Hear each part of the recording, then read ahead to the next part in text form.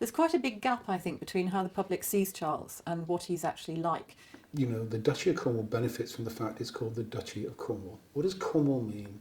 It means clotted cream and scones and beaches and all that kind of stuff, really. And it works and relies on this kind of fluffy image.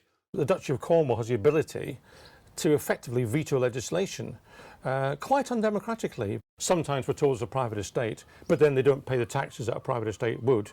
It is simply dishonest. They are not a private estate. They should be publicly accountable. The letters might give the impression that Charles was not politically impartial. Well, that's absolutely clearly what they did do.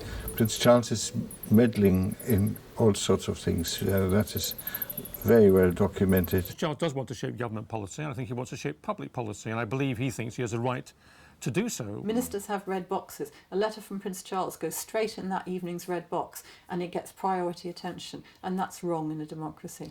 It gives him inside information about what the government is doing, what the government is thinking, and there's a question about how does he use that information. It's extraordinary in the 21st century that one family can decide what legislation it wants and doesn't want for its own financial interests. I can't see any reason why Charles should see papers any more than I should. The Data Protection Act is said to extend to the Crown, the Duchy of Lancaster, but if they're in breach, no criminal sanctions would apply. Acts with regard to ancient monuments, Data Protection Act, Nuclear Explosion Acts, where it is said that they apply to the Duchy of Cornwall, but actually if there's no criminal sanctions, he should be subject to the same rights and obligations and duties as the rest of us. They should be subject to the same rules.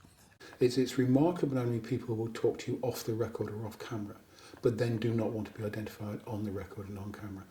And it does make people nervous, let's put it no higher than that. And that came as a real surprise to me.